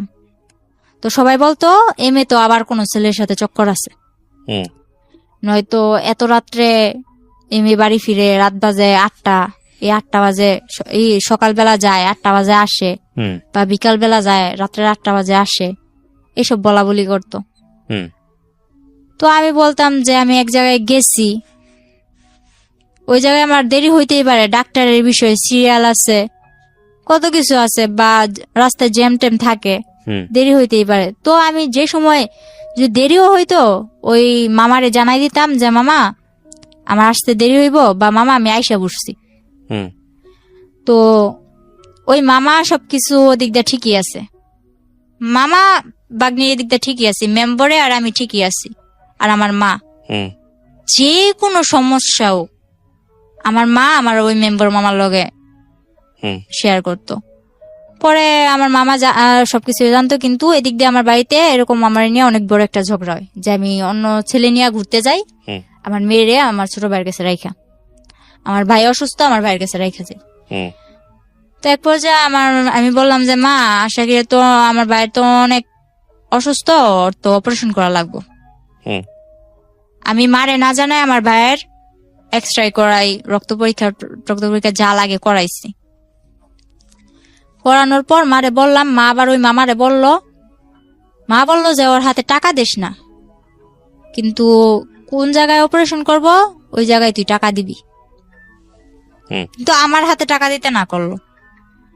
পরে আচ্ছা ঠিক আছে, আমার হাতে টাকা দিত না। পরে আমার গাড়ি ভাড়া দিয়ে যে যামু ওই টাকাটাও আমার কাছে নাই। পরে মানুষের থেকে ধার করে নিয়ে গেলাম, যাওয়ার পরে ওদিকে যাইয়া ভাইয়ের অপারেশনটা করাইলাম। তখন একটা আল্লাহর বান্দা, শুধু আমার বড় খালা গেছে, যার আমার মা 40,000 টাকা দিছিল শুধুমাত্র আমার ভাইয়ের অপারেশনের জন্য। ওই ব্যক্তি ওখানে যাইয়া আমার ভাইয়ের মনে করেন অজ্ঞান কইরা ডাক্তার, আমার ভাই তো তখন আর কি একটু হ্যাংলা ট্যাংলা টাইপের ছিল, ওর ইনজেকশন দিয়া ডাক্তার বের হয়ে বসে আমি অপারেশন করতে পারবো না। হুম ধরতে গেলে আমার ভাইয়ের মরার অবস্থা, আমার খালায় উপরে ঘুমায়। আর আমার ভাইয়ের জন্য যে 500 টাকা ধার করে নিয়েছিলাম, ওর তো হার্নিয়া হয়েছিল, লুঙ্গি লাগবে অপারেশন করতে। লুঙ্গি কিনছে ঠিকই, 100 টাকা দা লুঙ্গি কিনছে ঠিকই ফুটপাত থেকে। বাকি যা টাকা ছিল উনি ওনার নাতনি, বড় মেয়ের যে নাতনি আছে ওই নাতনিদের জন্য জামা কিনছে। সামনে কি হইব ওইটার ভাবে নাই। তো আয়সা ঘুমাইতেছে, তো আমি যাই বলতেছি খালা খালা অপারেশন তো বন্ধ করে দিছে, আমার ভাই তো খারাপ অবস্থা, আমার ভাই তো মরে যাইব। আমার মেয়েটা আমার কোলে আছে, এই মেয়ে নিয়েই আমি আমার ভাই নিয়ে দৌড়াদৌড়ি করতেছি। তো পরে মনে করেন আমার খালায় তেমন একটা পাত্তা দিল না। এক পর্যায়ে যাই হোক কষ্ট সিদ্ধে আমার ভাইয়ের অপারেশনটা হইলো। অপারেশনটা হওয়ার পর ভাইটা নিয়ে কিছুদিন পর আমার হাজবেন্ডের সাথে আমার যোগাযোগ হইলো।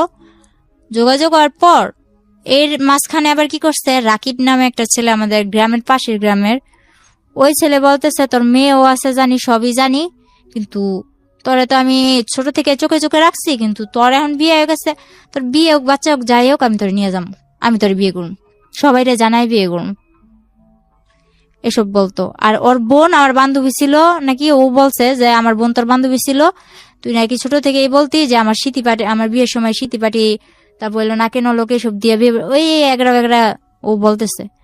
পরে মনে করেন ওই ছেলে পাগলের মতো ছিল, ওই ছেলের মা হাতে পায়ে ধরা কান্নাকাটি, এসব না মাথায় না নিয়া যখন ফারুক আবার আমার সাথে যোগাযোগ করা শুরু করলো, তখন আমি আবার ফারুকের বললাম আচ্ছা ঠিক আছে তুমি আইসা আমার নিয়ে যাও। তো আমার ভাইয়ের অপারেশন হয়েছে, কিছুদিন হইলো। আমার বাড়ির মানুষও মনে করেন আমি কোনোখানে গেলে এরকম বাজে বাজে কথা বলে, তো চাইরদিক দিয়ে মনে করেন আমি একটা অশান্তির মধ্যে ছিলাম। তো আমি বললাম যে বাপের বাড়ির ইয়ের থেকে ওই শ্বশুর বাড়ির জ্বালেই বালা, এটা কইয়া মনে করেন এর মধ্যে আমার বাপেও হয়েছে, আমার বাপেও হইয়া মনে করেন আমার লগে বাজে বাজে ব্যবহার করে। তো মারে কইলাম তুমি ফোন দিয়া আব্বুরে আনছো কে, আব্বু তো এরকম বাজে বাজে ব্যবহার করে। তো মায়ে বলতেছে কষ্ট করে চল, আর একটা বছর পর তো আমি আইয়েই পড়ব। পরে আমি ফারুকরে খবর দিলাম, ফারুক এসে আমার নিয়ে গেল। নিয়ে যাওয়ার পর আমার অপারেশনের ভাই 2 মাসও হয় নাই, নিয়ে গেলাম ওখানে যাই, আমার ভাইয়ের ওষুধও বন্ধ। ওই যে আমার স্কুলে ভর্তি করেছিল ওটা, তখন আবার আমি বললাম যে আমি শুরু করি, মোটামুটি শুরু করতেছি। তখন আমার ভাই ছোট, আমার ভাই তো অপারেশনের মানুষ, একটু একটু কিছু খাইতেই চায়। তখন আমি আলাদা করে চলে গেলাম, আমার সংসারে আমি চলে গেলাম। তখন অনেক একটা ভালো দিক ছিল আমার, মনে করেন 3টা মাস আমি যেমন জান্নাতের মধ্যে ছিলাম, এরকম আমার মনে হয়েছে। আমার স্বামী, সংসার, ভাই, আমার মেনিয়া, আমি অনেক ভালো একটা দিক ছিল। ফারুক পরে 3 মাস পর কি হইলো, ওর মা ওরে কি বুদ্ধি দিছে জানি না, 3 মাস পর ও হঠাৎ একদিন রাত্রে আমার ভাই বলতেছে যে আপু তোমার ঘরে কারেন্ট গেছে, গরম লাগতেছে, আমি তোমার শ্বশুর ঘরে যাই শুই। তো গেল আমার ভাইয়ের, আবার আমি ওখানে নিয়ে মাদ্রাসায় ভর্তি করে দিছি। তো ওর পড়ালেখা নিয়ে ওই ব্যস্ত। তারপর আমি আর কি বই নিয়ে বসছি, আমার শ্বশুর আসছে এর মধ্যে, বলতেছে কিরে পড়স, বলতেছে হ্যাঁ পড়ি। পরে বলতেছে আচ্ছা ঠিক আছে পর, আমি কি বসে থাকবো, আমি কই না। কয় ফারুক কে আইসে, আমি কই না আসে নাই।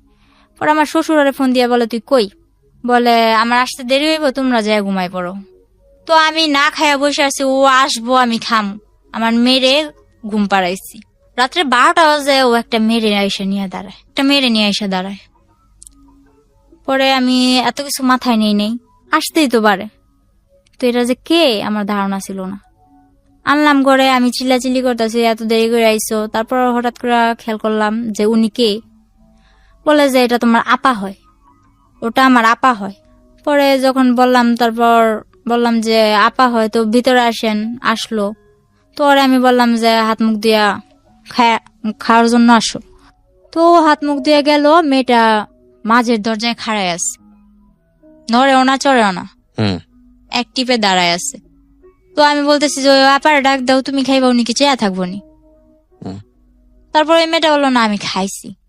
ফারুক কি করলো, আমার সামনে ভাতগুলো নিয়ে সবসময় ওই 3 মাস ও খাইয়া তারপর আমার খাওয়াই দিত।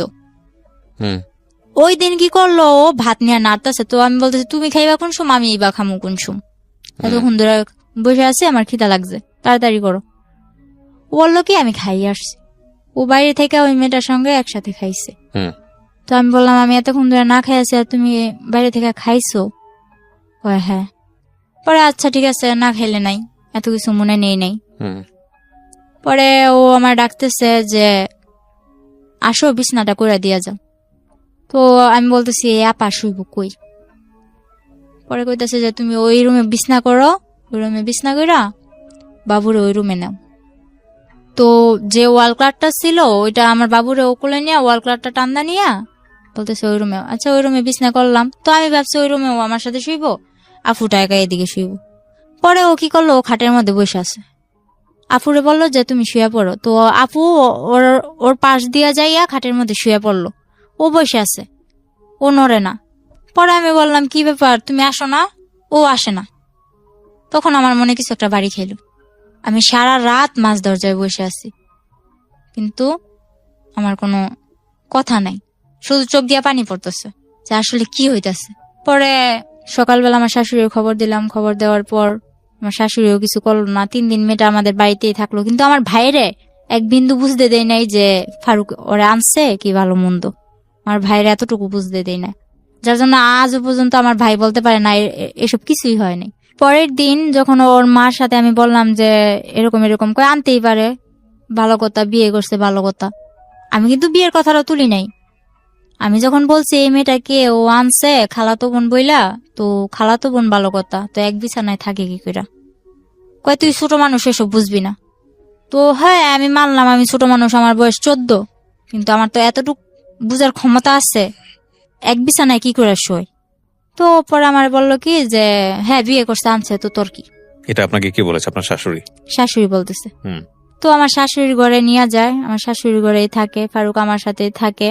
আমার ভাইটা মাদ্রাসায় আসে যায়, আমার ভাই কিচ্ছু জানে না। হুম। পরে মনে করেন 3 দিন পর ওই মেয়েটা ওই মেয়ের বাসায় চলে যায়, আমার ঘরে আবার অশান্তি শুরু হয়। ফারুকের মেজু বোন যেটা, ওটার হাজবেন্ড আবার ঘর জামাই থাকে, হুম। ওটাকে আইনা আমার ঘরে তুললো। আমার সংসার তো চলেই, এর মাঝে ওই সংসারও এই ঘরেই থাকবে। ওদের ঘরে 2টা বাচ্চা আছে, আর ওরা আর কাদের ঘরে 2টো বাচ্চা? ওই আমার ননাসের ঘরে। হুম। ওরা এখানে থাকবে। তো এক পর্যায়ে আর কি আমি বিষয়টা মাইনা নিতে পারি না। আমি অনেক চিল্লাচিল্লি করার পরে ওরে বলি যে আমি এগুলা পারবো না। আপনার বিয়ে হয়েছে 12 বছর বয়সে, হুম, আপনার কথা যদি ঠিক থেকে থাকে, তখন আপনার বয়স 14 বছর। হুম, আপনার তখন একটা বাচ্চা হয়ে গেছে। হুম, বাচ্চার বয়স তখন কত, 1 বছর বা 2 বছর? হ্যাঁ 1 বছর। 1 বছর। আর আলটিমেটলি হচ্ছে এই সময় আপনার হাজবেন্ড আরেকটা বিয়ে করেছে। হুম। ওকে। পরে ওরে আমি বলার পর আমি বলতেছি আমি থাকবো না তোর সাথে। আপনার মা কোথায় তখন? তখন আমার মা বিদেশ। তখনও বিদেশ? হুম। আচ্ছা। তখন আমার যখন অনেক মারধর করে আর কি, পরে এক পর্যায়ে আমার অনেক মারে আর কি। ও বলতেছে তোর পাগল বানাই দিম, তোর পাগল বানায় ছেড়ে দিম।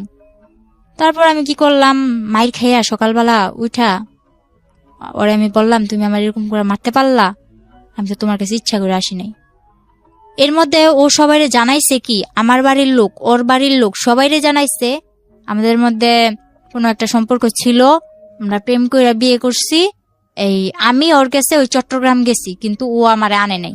হুম। ও জানাইছে এরকম, যাতে করে আপনি আর ফ্যামিলিতে ব্যাক করতে না পারেন। হ্যাঁ হুম। ও এরকম জানাইছে যে আমি চট্টগ্রাম গেছি ইচ্ছা কইরা, স্বইচ্ছায়, ও আমারে নেয় নাই। হুম। আমার ফ্যামিলিতেও এটা বুঝাইছে, ওর ফ্যামিলিতেও এটা বুঝাইছে। তো আমি যখন ওর ভাত খামু, ওর সংসার করমু, আমার ভিতরে এত কিছু ছিল না যে হ্যাঁ আমি ওর কথাটা 2 করমু। আচ্ছা ঠিক আছে, ও যা বলছে এটাই এটাই সত্যি, আমার সত্যি মিথ্যার প্রয়োজন নেই। এটা ভাইবা আমি ওরে আর কিছু বলি নাই। আমার বাড়ির যাই হোক, লোকেরা, তারপরে কি হলো, আপনার কি করলেন আপনি? হ্যাঁ পরে মনে করলেন আমার বাড়ির লোকেরা সত্যি কিছু বলি নাই। হুম। ও আমার অনেক মারার পর আমি যাই কেস করি একটা। কেস করলেন? হুম। আমি জানি না, ওইদিকে রাস্তাঘাটও চিনি না।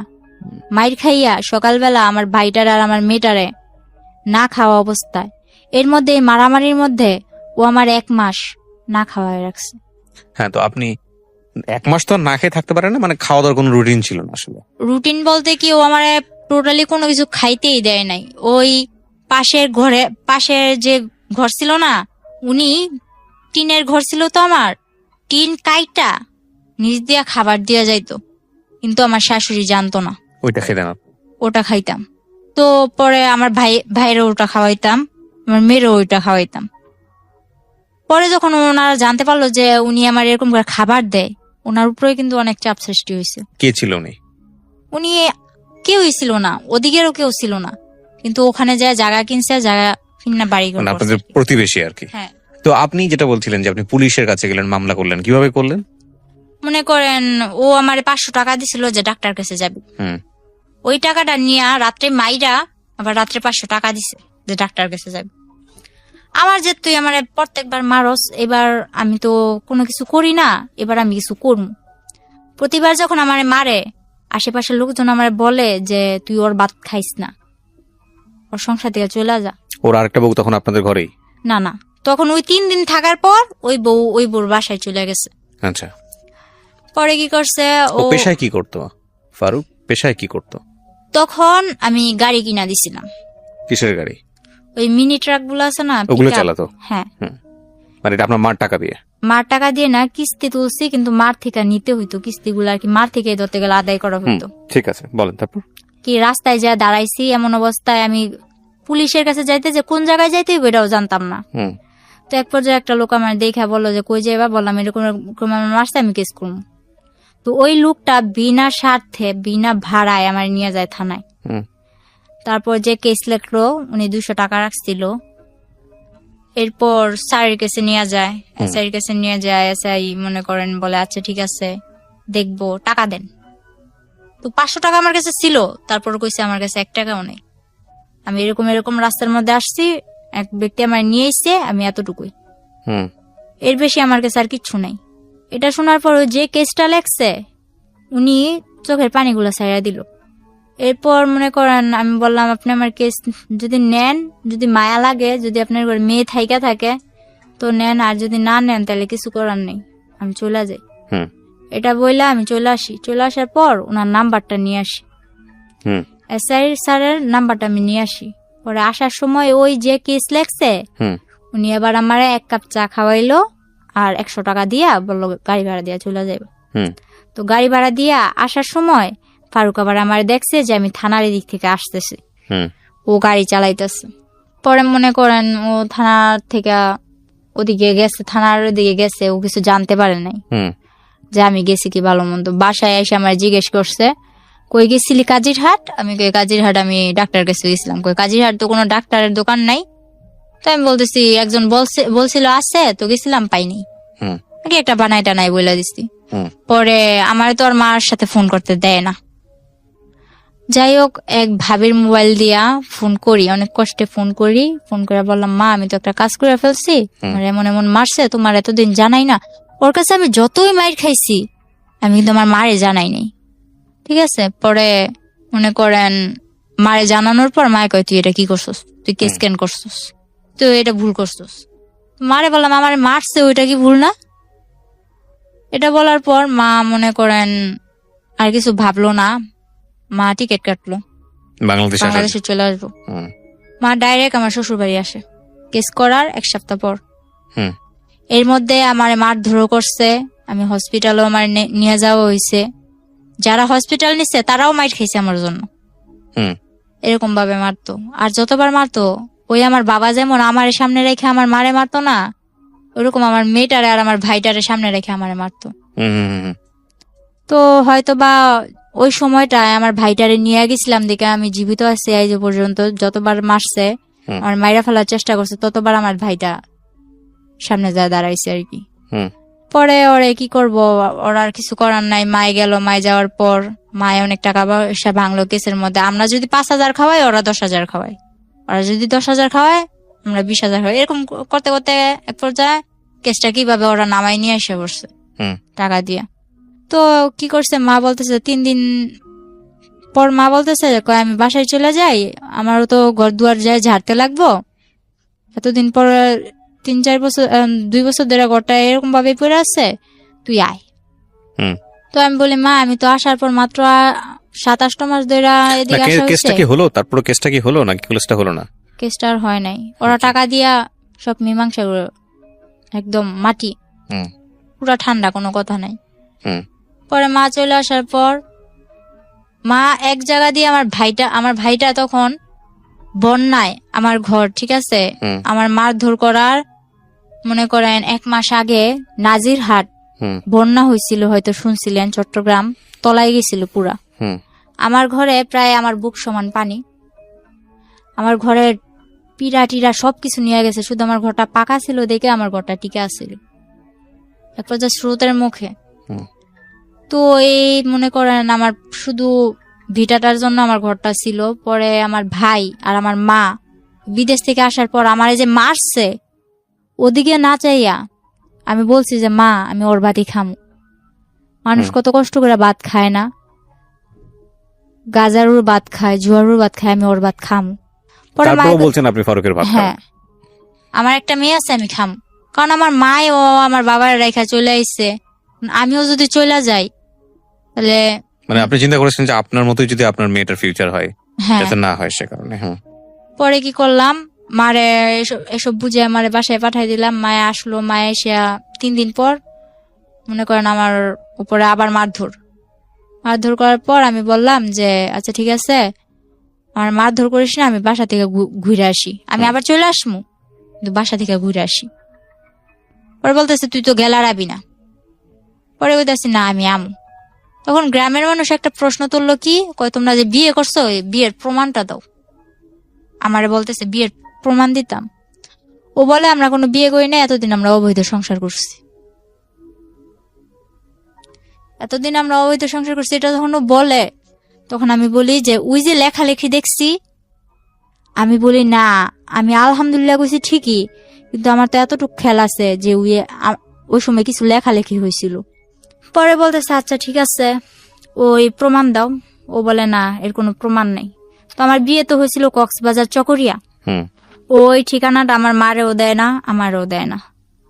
এক পর্যায়ে আমি বললাম আচ্ছা ঠিক আছে তুই ঠিকানা দিবি না ভালো কথা, আমিও অসুস্থ, তুই আমার টাকা দে আমি বাসায় যাম। আমি তোর 1 টাকাও দিতাম না, তুই যদি বাসা থেকে সুস্থ আইতে পারস তাহলে তুই যা, কিভাবে যাবি, তারপর আবার চলে আবি। হুম তারপর আমি মার থেকে টাকা নিয়ে 800 টাকা নিলাম, টাকা নিয়ে বাসায় চলে গেলাম। বাসায় চলে যাওয়ার পর মারে বললাম বুঝে যে মা আমি ওর ভাত খামো না, ব্যাস এতটুকুই। এরপর ওই ওদের গ্রামের মাতবর চেয়ারম্যানরা বলতেছে কি ব্যাপার তুমি প্রমাণ দিতে পারতা না, তাইলে সত্যি সত্যি এতদিন তুমি অবৈধ সংসার করছো। পরে আবার আমি আমার মার থেকে মনে করেন খোঁচায় টোচায় টাকা নিয়ে যে জায়গায় বিয়ে হয়েছিল ওই জায়গায় গেছি আমি, হুম ওই জায়গাটাই গেছি, যাইয়া ওই কাজিরে খুঁজা বাইর করছি আমি একা, আমার Okay. মেয়ে আমার মার কাছে। হুম আর আমি একা ওই কাজিরে চট্টগ্রাম চকরিয়া যাইয়া ওই কাজী মতিন রে খুঁজা বাইর করি। হুম খুঁজা বাইর করার পরে ওই কাজীর অনেক বুঝা টুজা টাকা পয়সা কিছু দিয়া আমার বন্ধু বান্ধব কতগুলো আছিল, ওই যে বন্ধু বান্ধব কিন্তু আমার না, বন্ধু বান্ধব ওরই, ওই যে আমার মেসেঞ্জার বুঝাইছে, ফেসবুক বুঝাইছে যে এই যে দেখ ফেসবুক এমনি চালায়, মেসেঞ্জার এইভাবে চালায়, এভাবে চ্যাটিং করে। হুম তো ওর বন্ধু বান্ধব গুলারে আমি ফোন দিছি যে এরকম এরকম। তখন ওর বন্ধু বান্ধব গুলা ওর হইয়া আর একটাও কথা কয় না, সবাই আমার হয়ে এই কথা বলে। পরে আমি যখন বুঝা বললাম যে ভাই আমি তো এরকম কাবিনের কাগজ নিতে আসছি, তো আমার দেয় না টাকা ছাড়া, আমার কাছে তো যাওয়ার ভাড়াও নাই। হুম এটা বলার পর পরে বলতেছে আচ্ছা ঠিক আছে আমরা দেই। তারপর ওনারা 4-5 জন ম্যানেজ করে আমারে 4-5 হাজার টাকা দেয়। আচ্ছা ওইটা দিয়ে আমি কাবিনের কাগজটা তুলে নিয়ে যাই, কিন্তু নিয়ে যাইও কিছু করতে পারি নাই। ওই ছবি তুইলা ইমুতে মাতবরের কাছে দিছিলাম। তারপর কি আমি ওর ভাত খামু না। এর মধ্যে আমার বাবা কি করলো, 12 বছর পর আমার মারে বললো কি আমার মেয়ের সাথে এত বড় অন্যায় হয়েছে, যে বাবা নিয়ে বলতো যে ও আমার জন্মের না, হুম ওই বাবা বলতেছে আমার মেয়ের সাথে যখন এত কিছু হয়েছে আমি শেষ দিকে স্যার। ওই আমার বাবা দোকান ভাঙচুরে এগুলা টেগুলা করে আমার মারে আর কি একটু একরকম পটাইলো। মারে পটানোর পর মা বলতেছে 12 বছর পর যখন ও মেয়ে স্বীকার করছে, মেয়ের জন্য এত কিছু করতেছে বা করব, তাইলে ওরে আমি আনতেই পারি। গ্রামের সবাই বলছে দেখ তুই ওরে আনিস না। আমার বাবারে ডাইরেক্ট 2 হাত দানা করছে যে ওরে কিন্তু তোর সংসারে আবার আনিস না। তো আমার মা আনছে, আনার পর আমরাও ভাবছি বাবা পাইছি দুনিয়া পাইছি। হুম তো বাবা পাইছি দুনিয়া পাইছি এটা ভাইবা বাবারে খুব হাসি মুখে অনেক 6-7 দিন সংসার কাইটা গেছে। হুম পরে আমি বললাম যে আমি কিছু একটা করবো, নয়তো তো আমার মেয়েটার ভবিষ্যৎ অন্ধকার। হুম। এটা বলার পর এই 1 সপ্তাহের মধ্যে আমার মারে পুরো, আমার মা এতদিন যে বিদেশ করছে যা ছিল আমার বাবা হাত করে নিছে। মানে এইসব কাজ করে, মানে এই ধান্দাবাজি করে। তো আমার মারে কিভাবে এসব করে আমার মা বুঝতে পারে নাই যে আমার মারে একদম সর্বশান্ত করে দিচ্ছে। তারপর আমার মা কি করলো, এই 1 সপ্তাহের মধ্যে এরকম করার পর আমি বলতেছি, আমার বাবাও কি করলো, আমার মার সাথে আবার ঝগড়াঝাটি। তো যখন বললো তুই এরকম করলে কোনো লাভ নাই, এখন সবকিছু তো আমার বাবা বলতেছে মারে এই কথা বলার পর মা বললো আচ্ছা ঠিক আছে সবকিছু তোমার, তাহলে তুমি সংসার চালাও। কয় চালামু, আমি ভুসামাল রাখছি, এই ভুসামালের জন্য তুই টাকা দে। তো মা বললো আমি টাকা দিম কোথায়, যা ছিল তোমার তো দিয়েই দিছি, বলে কিস্তি তুলা দে। শেষ পর্যায়ে মা একটা কিস্তি তুলা দেয়। কিস্তি তুলা দেওয়ার পর বাবা ওই কিস্তির টাকা মুকা নিয়ে বাবা চলে যায়। তো ওই সময় আমাদের সংসারটা এরকম পর্যায়ে যায়, একবেলা খাইতো আর একবেলা তাকায় থাকি। তখন আমি বললাম মা আমি কিছু একটা করুম। তো মা কি করলো, বয়স বাড়াইয়া আমার জন্ম তারিখ হলো 2002 সালের এপ্রিল মাসের 3 তারিখে। তো আমার জন্মের 1995 সালে না কয় সালে আর কি, আমার 25 বছর করে একটা পাসপোর্ট করে, জন্ম নিবন্ধনের কার্ড করে। 11 দিনে আমার মা পাসপোর্টটা বের করে টাকা দিয়া, ধার কইরা টাকা নিয়ে আমার পাসপোর্ট করছে, আর বাহিরে পাঠাই দিব। বাবা 1 মাস পর আবার আইসা বলতেছে আমি সংসারের হাল ধরমু, মাইয়াটা বিদেশ পাঠান লাগতো না, মাইয়ারে বিয়া দিম। আমার মেয়েটা আছে, বলতেছে নাতিন আমি পালমু, মাইয়া বিয়া দিম। তখন মা এখনো জানে না, কিন্তু আমি খবর নিয়ে দেখছি এমন একটা ছেলের সাথে বিয়ে দিতে চায় যে মনে করেন, আমি মনে করি যদি গরিবের ভাতও খায় না, বাসতলায়ও থাকে না, তাও সুখ আছে, কিন্তু যারা নেশা করে তাদের ভিতরে সুখ নেই। এটা জানার পর আমি মনে করেন বাবার সাথে অনেক রাগারাগি, অনেক কিছু। পরে আমি আবার ফারুকের সাথে যোগাযোগ করা শুরু করি, লুকায় টুকায়। আমি চলে আসার পর বাবা 3 মাস আমার মোবাইলটা বন্ধ রাখে। বন্ধ রাখার পর ফলে ফারুক আমারে ফোন দিয়া পায় না, আমিও ফারুকের কাছে ফোন দিতে পারি না। তো ও ভাবে যে ওর ভাত খামো না, এজন্য যোগাযোগ করি না। তো এটা ভাবার পর ও আমার টেনশন মাথা থেকে ছাড়িয়ে দেয়। ও ওই যে আগে যে একটা বিয়ে করছে, ওই বিয়ের পরও আমাদের নবীগঞ্জ, নারায়ণগঞ্জ নবীগঞ্জ এর মধ্যে এদিকে এসে একটা গার্মেন্টস এর মেয়ে বিয়ে করে, মানে সে বিয়ের উপরেই আছে আর কি। হ্যাঁ। পরে আমি জানতে পারি যে কোনো ভাবে, জানতে পারার পর ওরে বলি যে তুমি এরকম এরকম বিয়ে করছো। বিয়ে করছি ঠিক আছে, তুই যদি নারায়ণগঞ্জ আইসা আমার জন্য টাউনে আইসা কোন একটা কাজ কর্ম ঠিক করস, তাহলে আমি তোর কাছে পড়বো, একটা বাসা লবি, তুই আর আমি থাকবো। তো আমি বললাম যে বাবা আমি বিয়ে করবো না। তখন আমার বাবা আমারে অনেক মারধর করে। আপনি আবার চলে যান ফারুকের কাছে? চলে যাই না, ও আমার কাছে আসে না। আপনি যান, যেতে রাজি ছিলেন? হ্যাঁ। পরে বাবা আমার অনেক মারলো, মনে করেন আমারে তো বাবুর আব্বু মারছেই, ফারুক তো আমারে মারছেই, কিন্তু ফারুকের থেকে দ্বিগুণ আমার বাবা আমারে মারলো। পরে মা আমার জন্য মা অনেক মাইর খাইলো। পরের দিন আমি বললাম যে আমি থাকবো না, আমি চলে যাবো। তো কিছুতে আমার ঘর থেকে বের হইতে দেন আমার মা। পরে কি করলাম, বললাম আমি খালাগো বাসায় যাবো, আমি আমার কাছে ভালো লাগতেছে না, আমি খালাগো বাসায় যাবো। এটা বইলা 40টা টাকা নিয়ে আমি ঘর থেকে বের হয়েছি, গাড়ি ভাড়া নিয়ে আর কি। 40 টাকা নিয়ে ঘর থেকে বের হয়েছি। এরপর আমি পাসপোর্ট করতে যাইয়া একটা মেয়ের সাথে, ওই সেন্টারে থাকে না, ওই সেন্টারে একটা মেয়ের সাথে আমার পরিচয় হয়েছিল। ওই মেয়েটার আমি কল করলাম যে শাপলা আমি তো এরকম এরকম বাসা থেকে বের হয়ে চলে আসছি, এখন আমি তোমার কাছে যাবো। আমি আর খালাগো বাসায় গেলাম না, আমি ঢাকা টঙ্গী চলে আসি, আব্দুল্লাপুর, ওই মেয়েটার কাছে। মা তো ওদিক দিয়ে আমার মেয়ে কই গেছে, মা তো পুরা পাগল। বাবা পুরা আর কি ছড়াই দিছে যে অন্য ছেলের সাথে রিলেশন ছিল, অন্য ছেলের সাথে, হ্যাঁ এরকম।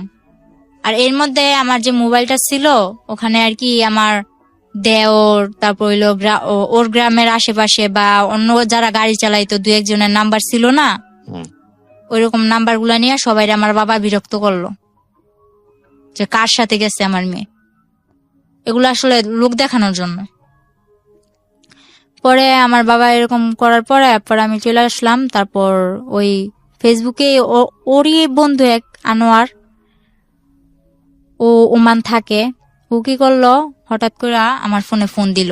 তখন আমি ওই শাপলার কাছে, যে মেয়েটার সাথে আমার পরিচয় হয়েছিল ওই মেয়েটার কাছে, শাপলার কাছে। পরে কি করলাম, ওই শাপলার কাছে যাওয়ার পর আমি ঘুম, হুম। ওই আনোয়ার কল দিছে আমারে। কল দেওয়ার পর আমি রিসিভ করি না, ও রিসিভ করে বললো যে মিম কই। বলে মিম তো ঘুমাইতেছে, ও তো অনেক অসুস্থ, ও তো ওর বাড়ি ছেড়ে চলে আসছে, ওর বাবার অনেক মারধর করছে, ও তো এখন চলে আসছে। হুম। ও কি কিছু খাইছে? ওই আনোয়ার আবার আমার প্রতি একটু দুর্বল ছিল, এটা আমি জানতাম না, হুম। তখন জানলাম। ও কি কিছু খাইছে? পরে শাপলা বললো না খাই নাই, আমার কাছে টাকা নাই, খাওয়াইতে পারে নাই। ওই ছেলে আবার কি করছে, আমারে কিছু না বইলা, আমার সাথে কিন্তু ওর সাথে তখন ওরকম কোনো সম্পর্ক নাই, বন্ধু হিসেবেও কোনো সম্পর্ক নাই।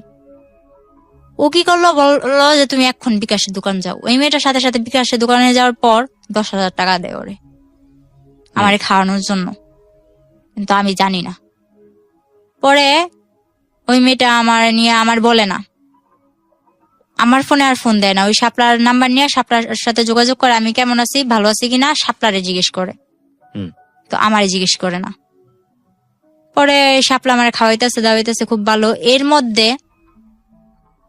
আরেকটা ছেলে, ওর নামটা আমি ভাঙতে চাইতেছি না, ওই ছেলেটাই মেসেঞ্জারে আমারে বলে, ওই ছেলেটার সাথে আমার অনেকদিন ধরে যোগাযোগ, আমার মেয়ে আছে, আমার কিভাবে সংসার ফেলায় আমি আসছি, আমার বাবা আমারে মারধর করে, টোটালি সব জানে ফেসবুকে। হ্যাঁ, ওই মেসেঞ্জারে কতগুলো গ্রুপ থাকে না, ওই গ্রুপ থেকে সব জানে। সব জানার পর তারপর ও বললো কি, ওরে কিন্তু আমি প্রথম আঙ্কেল ডাকছিলাম, ওই ছেলেটারে প্রথমে আমি আঙ্কেল ডাকছিলাম। পরে ওই ছেলেটা বলে যে, আমি বলতেছি যে এক পর্যায়ে যখন আমি ওই টঙ্গী আবদুল্লাপুরে চলে আসি, এরপর আস্তে আস্তে আমি ওই মেসেঞ্জারে কথা বলা শুরু করি ফারুকের সাথেও, আর ওর বন্ধু বান্ধবের সাথেও, আর আমার কিছু বন্ধু বান্ধব আছে ওদের সাথেও।